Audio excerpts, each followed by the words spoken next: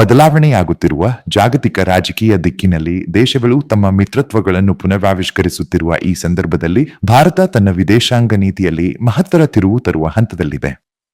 ಇದು ಧೈರ್ಯಶಾಲಿ ದಿಕ್ಕು ಬದಲಾವಣೆಯ ಕತೆ. ಅಮೆರಿಕದೊಂದಿಗೆ ತೀವ್ರಗೊಳ್ಳುತ್ತಿರುವ ಸಹಭಾಗಿತ್ವ ಮತ್ತು ಪೂರೈಕೆದಾರವಾಗಿದ್ದ ರಷ್ಯಾದಿಂದ ನಿಶ್ಚಿತ ಅಂತರವಿಟ್ಟುಕೊಳ್ಳುವ ನಿರ್ಧಾರ. ಅಮೆರಿಕವು ಈಗ ಭಾರತವನ್ನು ಜಾಗತಿಕ ನಾಯಕತ್ವಕ್ಕೆ ಉತ್ತೇಜಿಸುವ ಪ್ರಮುಖ ಬೆಂಬಲದಾಯಕ ರಾಷ್ಟ್ರವಾಗಿ ಎದ್ದು ಬಂದಿದೆ. ಟ್ರಂಪ್ ಆಡಳಿತ 2025ರ G7 ಶೃಂಗಸಭೆಯಲ್ಲಿ ಭಾರತವನ್ನು ಸೇರಿಸಲು ಒತ್ತಾಯಿಸಿತು. ಹಳೆಯ ಮಾದರಿಯ ಗುಂಪು ಎನ್ನುತ್ತಾ ಕಾಣಲಾದ ಸಭೆಯಲ್ಲಿ ಭಾರತದ ಆಹ್ವಾನಕ್ಕಾಗಿ ಹೋರಾಟ ನಡೆಸಿತು ಮತ್ತು ಭಾರತೀಯರು ರಾಜತಾಂತ್ರಿಕ ಬಿಕ್ಕಟ್ಟಿನಲ್ಲಿದ್ದಾಗಲೂ ಇದು ಕೇವಲ ನಾಂದಿ ಅಲ್ಲ, ಇದು ಕಾರಣವಾಗಿ ಅಮೆರಿಕ ಮತ್ತು ಭಾರತದ ನಿಬಿಡ ಉಪಕ್ರಮ, ಅಂದರೆ ವ್ಯಾಪಾರ ಮತ್ತು ರಕ್ಷಣೆಯ ಜೊತೆಯಾದ ಮಹತ್ವಾಕಾಂಕ್ಷೆಯ ನಕ್ಷೆ. ಈ ಯೋಜನೆಯ ಉದ್ದೇಶವೆಂದರೆ ನೂತನ ದ್ವಿಪಕ್ಷೀಯ ವ್ಯಾಪಾರ ಒಪ್ಪಂದದ ಮೂಲಕ ಪರಸ್ಪರತೆ ಕೊರತೆ ನೀಗಿಸುವುದು ಮತ್ತು ಮಿಷನ್ 500 ಮೂಲಕ 2030ರೊಳಗೆ ಭಾರತ ಮತ್ತು ಅಮೆರಿಕ ವ್ಯಾಪಾರವನ್ನು $500 ಬಿಲಿಯನ್ಗೆ ಡಬ್ಬಲು ಮಾಡುವುದು, ಚೀನಾದಿಂದ ಸ್ವತಂತ್ರ ಸರಪಳಿ ವ್ಯವಸ್ಥೆ ನಿರ್ಮಾಣ ಮಾಡುವುದು ಮತ್ತು ಜಾವೆಲಿನ್ ಶತ್ರು ಟ್ಯಾಂಕ್ ಕ್ಷಿಪಣಿ ಮತ್ತು ಸ್ಟ್ರೈಕರ್ ಲಘು ಟ್ಯಾಂಕ್ ವಾಹನಗಳ ಸಹ ಉತ್ಪಾದನೆಯಂತಹ ಯೋಜನೆಗಳ ಮೂಲಕ ರಕ್ಷಣಾ ಸಹಕಾರವನ್ನು ವಿಸ್ತರಿಸುವುದು.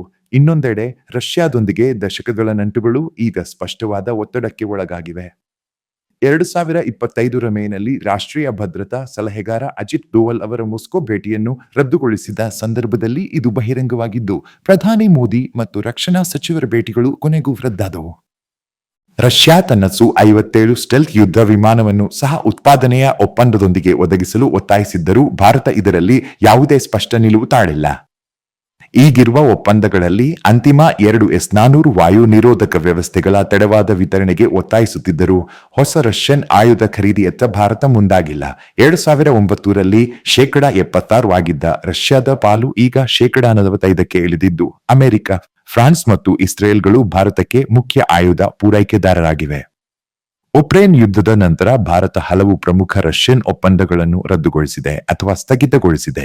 ಉದಾಹರಣೆ Mi-17 ಮತ್ತು Ka-31 ಹೆಲಿಕಾಪ್ಟರ್ಗಳು, Su-30 ನವೀಕರಣ ಯೋಜನೆಗಳು. ಇದರ ಹಿಂದೆ ದೇಶೀಯ ಉತ್ಪಾದನೆಗೆ ಉತ್ತೇಜನ ನೀಡುವ ಆತ್ಮನಿರ್ಭರ್ ಭಾರತ್ ನೀತಿಯೂ ಇದೆ. ವಿಶ್ಲೇಷಕರು ಇದನ್ನು ನಿಯಂತ್ರಿತ ಕುಸಿತ ಎಂದು ಕರೆಯುತ್ತಾರೆ. ಭಾರತ ಹಳೆಯ ವ್ಯವಸ್ಥೆಗಳಿಗೆ ಇನ್ನೂ ರಷ್ಯಾವನ್ನು ಅವಲಂಬಿಸಿದೆ, ಆದರೆ ಭವಿಷ್ಯದ ಯೋಜನೆಗಳಿಗೆ ಮಿತಿಯನ್ನು ನಿಗದಿಪಡಿಸಿದೆ.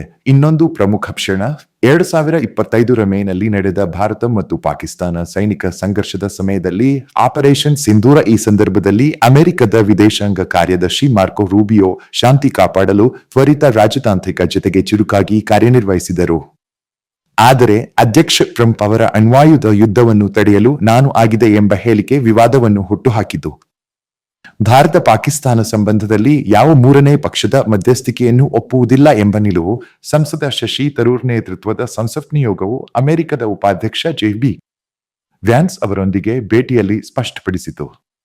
ದ್ವೇಷದ ಸಾಕಾಗಿರುವ ಪಾಕಿಸ್ತಾನದೊಂದಿಗೆ ಭಾರತಕ್ಕೆ ಸಮಾನತೆ ಇಲ್ಲ ಎಂಬ ಮಾತು ಭಾರತದ ನಿಲುವು. ಈ ಸಂದರ್ಭದಲ್ಲಿ ಭಾರತ ತನ್ನ ಸಾಮರಸ್ಯವನ್ನು ಉಳಿಸಿಕೊಂಡು ತನ್ನದೇ ಆದ ತೀರ್ಮಾನ ಶಕ್ತಿಯನ್ನು ಉಳಿಸಲು ಅದು ತನ್ನ ಸ್ವಾಯತ್ತತೆಯನ್ನು ಎಷ್ಟು ದೃಢವಾಗಿ ಪ್ರತಿಪಾದಿಸುತ್ತದೆ ಎಂಬುದನ್ನು ತೋರಿಸಿತು. ನಂತರದ ಹಂತದಲ್ಲಿ ಅಮೆರಿಕವು ಈ ನಿಲುವು ಗಮನಿಸಿ ನೇರ ಸಂವಾದಕ್ಕೆ ಬೆಂಬಲ ನೀಡುವುದಾಗಿ ಹೇಳಿತು.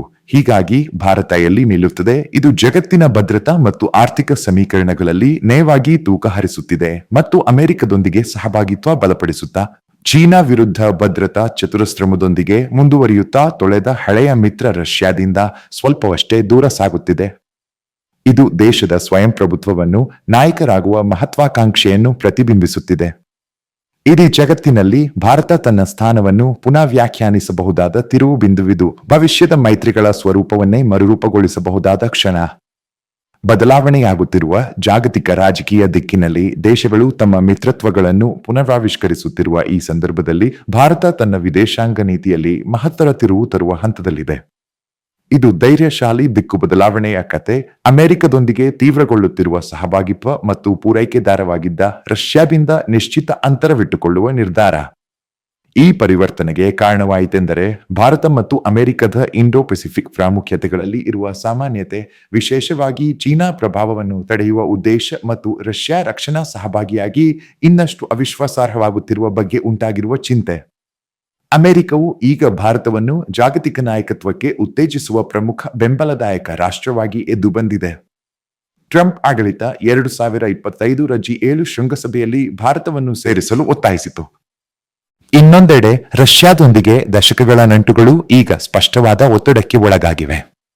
2025ರ ಮೇನಲ್ಲಿ ರಾಷ್ಟ್ರೀಯ ಭದ್ರತಾ ಸಲಹೆಗಾರ ಅಜಿತ್ ದೋವಲ್ ಅವರ ಮಾಸ್ಕೋ ಭೇಟಿಯನ್ನು ರದ್ದುಗೊಳಿಸಿದ ಸಂದರ್ಭದಲ್ಲಿ ಇದು ಬಹಿರಂಗವಾಗಿದ್ದು, ಪ್ರಧಾನಿ ಮೋದಿ ಮತ್ತು ರಕ್ಷಣಾ ಸಚಿವರ ಭೇಟಿಗಳು ಕೊನೆಗೂ ರದ್ದಾದವು. ರಷ್ಯಾ ತನ್ನ Su-57 ಸ್ಟೆಲ್ತ್ ಯುದ್ಧ ವಿಮಾನವನ್ನು ಸಹ ಉತ್ಪಾದನೆಯ ಒಪ್ಪಂದದೊಂದಿಗೆ ಒದಗಿಸಲು ಒತ್ತಾಯಿಸಿದ್ದರೂ ಭಾರತ ಇದರಲ್ಲಿ ಯಾವುದೇ ಸ್ಪಷ್ಟ ನಿಲುವು ತಾಳಿಲ್ಲ. ಈಗಿರುವ ಒಪ್ಪಂದಗಳಲ್ಲಿ ಅಂತಿಮ 2 S-400 ವಾಯು ನಿರೋಧಕ ವ್ಯವಸ್ಥೆಗಳ ತಡವಾದ ವಿತರಣೆಗೆ ಒತ್ತಾಯಿಸುತ್ತಿದ್ದರೂ ಹೊಸ ರಷ್ಯನ್ ಆಯುಧ ಖರೀದಿಯತ್ತ ಭಾರತ ಮುಂದಾಗಿಲ್ಲ. 2009ರಲ್ಲಿ 76% ಆಗಿದ್ದ ರಷ್ಯಾದ ಪಾಲು ಈಗ 45%ಕ್ಕೆ ಇಳಿದಿದ್ದು, ಅಮೆರಿಕ, ಫ್ರಾನ್ಸ್ ಮತ್ತು ಇಸ್ರೇಲ್ಗಳು ಭಾರತಕ್ಕೆ ಮುಖ್ಯ ಆಯುಧ ಪೂರೈಕೆದಾರರಾಗಿವೆ. ಉಕ್ರೇನ್ ಯುದ್ಧದ ನಂತರ ಭಾರತ ಹಲವು ಪ್ರಮುಖ ರಷ್ಯನ್ ಒಪ್ಪಂದಗಳನ್ನು ರದ್ದುಗೊಳಿಸಿದೆ ಅಥವಾ ಸ್ಥಗಿತಗೊಳಿಸಿದೆ. ಉದಾಹರಣೆ Mi-17 ಮತ್ತು Km-31 ಹೆಲಿಕಾಪ್ಟರ್ಗಳು, Su-30 ನವೀಕರಣ ಯೋಜನೆಗಳು.